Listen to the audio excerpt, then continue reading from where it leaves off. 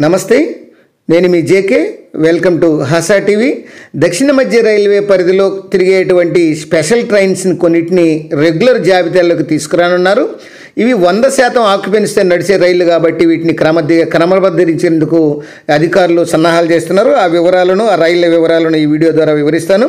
Video చివరి దాకా చూసి ఒక లైక్ ఇవ్వండి ఫ్రెండ్స్. దక్షిణ మధ్య రైల్వే పరిధిలో కొన్ని స్పెషల్ రైళ్లు తిరుగుతున్నాయి.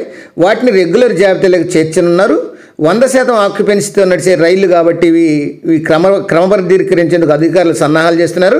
దీంతో ఆయా మార్గాల్లో రైళ్ల సంఖ్య పెరగడంతో పాటు ప్రత్యేక ఛార్జీల భాగం కూడా తగ్గుతుంది. సాధారణంగా ప్రయాణికుల రద్దీ, పండుగలు, అట్లనే వేసవి మరియు ఇట్లాంటి సెలబ్రేషన్స్ ఉన్న సమయంలో ఈ యొక్క నడిచే రైళ్లతో పాటు అదనపు రైళ్లు వేస్తూ ఉంటారు. ఈ రైలు ఛార్జీలు కూడా తత్కాలిక ఛార్జీలకు సమానంగా ఉంటాయి. ఈ రెగ్యులర్ ఛార్జీల కంటే 20% ఎక్కువ.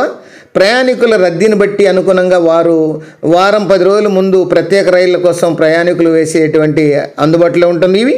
కానీ కొన్ని రూట్లలో రెగ్యులర్గా నడిచేటువంటి రైళ్లతో పాటు ప్రత్యేక రైళ్లను కూడా ఏడాది పొడవునా డిమాండ్ ఉంటుంది. ఇలాంటి స్పెషల్ ట్రైన్స్ నెంబర్లన్నీ కూడా 0తో మొదలవుతాయి. ఇక రెగ్యులర్ రైళ్లకు మాత్రం సాధారణంగా నెంబర్లను కేటాయిస్తారు.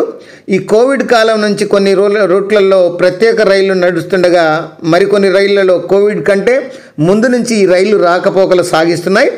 అట్లా ప్రస్తుతం ఈ అయ్యప్ప భక్తులు చేపట్టినటువంటి ఈ రైళ్ల విషయంలో పెద్ద ఎత్తున శబరిమలకు వెళ్తున్నారు కాబట్టి వివిధ ప్రాంతాల నుంచి దక్షిణ మధ్య రైల్వే ప్రత్యేక రైళ్లను కూడా నడుపుతుంది. అవి నాంపల్లి, సికింద్రాబాదు, కాచిగూడ స్టేషన్ల నుంచి సుమారు 30కి పైగా ఈ స్పెషల్ ట్రైన్స్ అనేవి రాకపోకలు సాగిస్తున్నాయి. ఇవి జనవరి నెలాఖరు వరకు మాత్రమే అందుబాటులో ఉంటాయి. ఆ తర్వాత రద్దీ మేరకు మరో రూట్లు వీటిని మళ్లిస్తారు. ఇక హైదరాబాద్ నుంచి శబరికి ప్రతిరోజు ఒక ట్రైన్ మాత్రం రెగ్యులర్గా నడుస్తుంది. ఈ ప్రయాణికుల రద్దీ దృష్ట్యా ఈ రూట్లో మరో రైలును ప్రవేశపెట్టాలని ప్రతిపాదన ఉంది. ఇక సికింద్రాబాద్ నుంచి షిరిడీకి వెళ్లేందుకు అజంతా ఎక్స్ప్రెస్ ఒకటే ఉంది. ఈ రూట్లో కూడా ప్రయాణికుల రద్దీ మేరకు ఈ రైలు అందుబాటులోకి తెస్తారు. ఇక జంట నగరాల నుంచి తిరుపతికి 5-6 రెగ్యులర్ రైళ్ళు అయినా నడిచిన ప్రయాణికుల డిమాండ్ మాత్రం తగ్గడం లేదు. దీంతో గతంలో ప్రత్యేకంగా నడిచినటువంటి రైళ్లను ఆ తర్వాత 7 హిల్స్ ఎక్స్ప్రెస్గా రెగ్యులర్గా చేశారు. ప్రస్తుతం హైదరాబాద్ నుంచి విశాఖ, కాకినాడ, తిరుపతి, విజయవాడ, దానాపూర్, అట్లనే పూణే, జైపూర్ వంటి నగరాలకు రెగ్యులర్గా నడిచే రైళ్లతో పాటు ప్రత్యేకంగా రైళ్లు నడిచేటువంటి స్పెషల్ ట్రైన్స్ కూడా రాకపోకలు సాగిస్తున్నాయి. ఇలా ప్రయాణికుల రద్దీ డిమాండ్ అధికంగా ఉన్నటువంటి ఈ రూట్లను ఎంపిక చేసి ఆ మార్గాల్లో 100% ఆక్యుపెన్సీ ఉన్నటువంటి రైళ్లు దశలవారీగా క్రమబద్ధీకరించేందుకు అధికారులు అయితే చర్యలు చేపడుతున్నారు. ఇక వచ్చే ట్రైన్స్ విషయం ఈ టైం టేబుల్ కూడా దీంతో మార్పు రాబోతుంది. ఆ విషయాలను ఇప్పుడు చూద్దాం.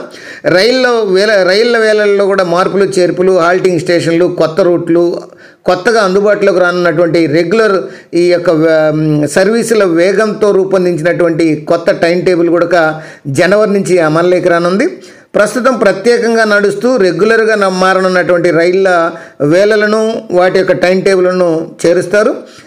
కోవిడ్ కాలం నుంచి కొన్ని రూట్లలో డెము, తర్వాత మెము రైళ్లను ప్రత్యేక కేటగిరీ కింద నడుపుతున్నారు.